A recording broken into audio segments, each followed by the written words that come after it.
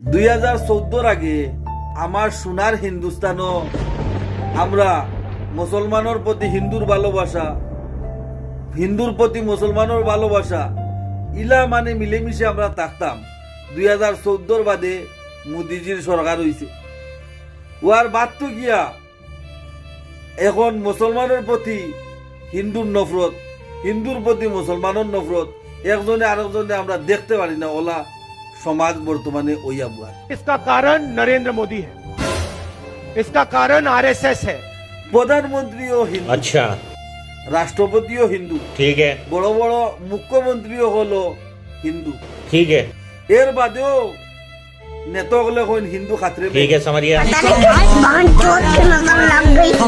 আমার একটা চিন্তা ধারণা, মুসলমানদের কিভাবে খাতরেমে ডালা যায়।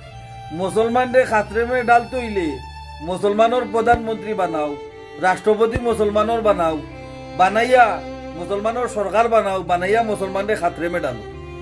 যখন হিন্দু প্রধানমন্ত্রী, রাষ্ট্রপতিও হিন্দু, এর বাদেও হিন্দু খাতরেমে হে, তো মুসলমানের যদি প্রধানমন্ত্রী থাকেন আর মুসলমানের যদি রাষ্ট্রপতি থাকেন তো মুসলমানও তো খাতরেমে আই যাবে না। হ্যাঁ, ও তার লোকে কইয়া नमाज पढ़कर आता हूँ, बाद में रंग पड़ेगा।